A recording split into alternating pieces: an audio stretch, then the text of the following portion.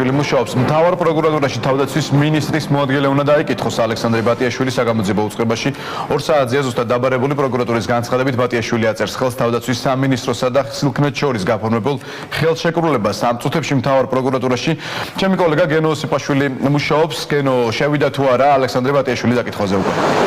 ლაშა ალექსანდრე ბატიაშვილი საგამოძიებო უწყებაში სულ რამდენიმე წუთის წინ გამოცხადა ის ახლა გარკვეულ პროცედურებს გადის სანამ დაკითხვაზე შევა თუმცა დაკითხვამდე მან მცირედი კომენტარი გააკეთა და აღნიშნა რომ ის მზადაა პროკურატურის ყველა კითხვას უპასუხოს ასევე შეგახსენებთ რომ პროკურორ ჯარჯი ციკლაურის განცხადებით გარკვეული კითხვები არსებობს ბატიაშვილთან დაკავშირებით იქიდან გამომდინარე რომ როგორც საქმის მასალებიდან ირკვევა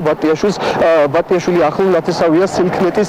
ფინანსური დირექტორის დღეს ჩვენ დაუსვით შესვლამდე ეს კითხვა ბატიაშვილს და მან თქვა რომ ის ადასტურებს ნათესაურ კავშირს თუმცა ასევე მისი განცხადებით თავდაცვის სამინისტროსა და სილქნეთს შორის გაფორმებული ხელშეკრულებაში ეს ადამიანი არ მონაწილეობდა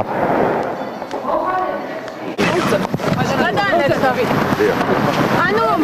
როგორი პროკურატურა აქვს თქვენი ხელმოწერა ამ საკონსულტაციო შესყიდვაზე? მას გითხრობთ ზოგადად. მოწმის სახით ვარ დაბარებული, სავარაუდოდ აქვს შეკითხვები პროკურატურას და მზად ვარ შესაბამის შეკითხვებს გავცე პასუხი. განაჩენს როგორც ამობენ თქვენი და სილქნეთის ფინანსური დირექტორის მოვისმენთ შეკითხვებს მოვისმენთ კი რა თქმა უნდა კი ნათესავი არ მუშაობს კი სილქნეთში ხონიათ შეხება ამ ტენდერის დროს არა თავდაცვის სამინისტროს შესყიდვების საქმესთან დაკავშირებით დღეს კომენტარი ირაკლი ალასანიამაც გააკეთა მისი თქმით საქმის მასალების გაცნობის შემდეგ კიდევ ერთხელ დარწმუნდა რომ მისი თანამშრომლები ამ საქმეში სრულიად უდანაშაულოები არიან დღეს მთავრობის სხდომაზე შესვლის წინ ასევე ირაკლი ალასანიამ თქვა ის რომ გარკვეული დოკუმენტაცია მიიტანა დღევანდელ მთავრობის სხდომაზე რომელიც ყველა იმ კითხვას გასცემს პასუხს რომელიც პრემიერ-მინისტრს აწუხებს თუმცა მთავრობის სხდომის დამთავრების შემდეგ ირაკლი ალასანიას უკვე კომენტარი აღარ გაუკეთებია ჩავხედე საქმეს იმ მასალებს რაც ჩვენ გაგვაჩნდა და რა თქმა უნდა კიდევ ერთხელ ხაზგასმით მინდა ვთქვა რომ აბსოლუტურად ბოლომდე ვარ დარწმუნებული ჩვენი ბიჭების უდანაშაულობაში და დიდი იმედი მაქვს რომ უახლოეს საათებში გადაწყდება საიდუმლოების მოხსნის საკითხი და გრიფის ამ საქმეზე და წარიმართება ტრანსპარენტულად ეს გამოძიება. კითხვის ნიშნებს ჩვენ ამაზე საუბარი გქონდა პრემიერთან და დღესაც მე გადავცემ პრემიერს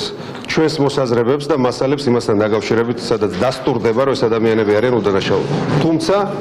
სასამართლომ და გამოძიებამ თავის სიტყვა უნდა თქვას. ირაკლი ალასანიასგან განსხვავებით მთავრობის სხდომის დამთავრების შემდეგ მთავრობის რამდენიმე წევრმა მაინც გააკეთა ამ საქმესთან დაკავშირებით კომენტარი მაგალითად იუსტიციის მინისტრის თია წულუკიანის განცხადებით გარკვეულწილად დაირღვა ის პატივისცემა რომელიც ძალოვან სტრუქტურას სხვა სახელმწიფო მოხელის მიმართ უნდა გააჩნდეს ის ფაქტი რომ ირაკლი ალასანია მივლინებით იმყოფებოდა და სწორედ ამ დროს დაიჭირეს მისი უწყების ხუთი მაღალჩინოსანი ეს გარკვეულწილად უხერხულობას წარმოშობს ასევე თია წულუკიანის განცხადებით ეს საქმე აბსოლუტურად დამჭირვალე უნდა იყოს თავისი კალიბრიდან გამომდინარე და ამიტომ თია წულუკიანი აცხადებს რომ გარკვეული პასუხისმგებლობა საქართველოს მთავარ პროკურორსაც ეკისრება. ეს პროცესი უნდა იყოს და იქნება გამჭვირვალე. მომავალში ამ პროცესის გამჭვირვალობაზე პასუხს აგებს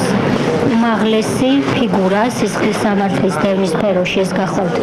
საქართველოს მთავარი პროკურორი, რადგან ეს არ გახლავთ იმ კალიბრის საქმე, რომელზეც შეიძლება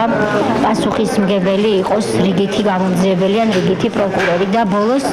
ვფიქრობ, რომ გამჭვირვალობისთვის ძალიან მნიშვნელოვანია უმთავრეს ნაწილებში მაინც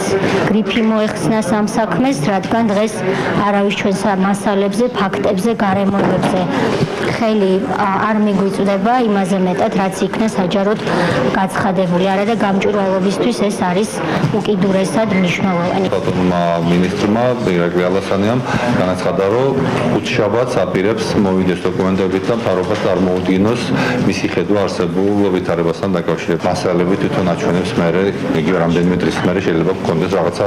აზრი, როდესაც თავდაცვის მინისტრი წარმოადგენს თავის არგუმენტებს და ამსახვებს. ჩემი პოზიცია არის ერთმნიშვნელოვანი.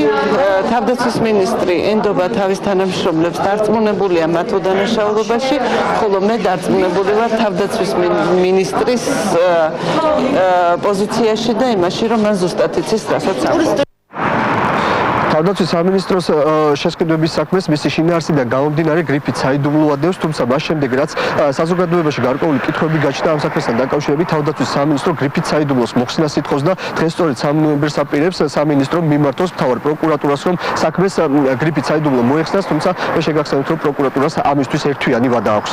ყველაზე ნესმოდგილე დაკითხვაზეა ჩვენს შეკითხვებს და უახლეს ინფორმაციას გაწვდიდა ჩემი კოლეგა გენო სიყმაშვილი, მთავარი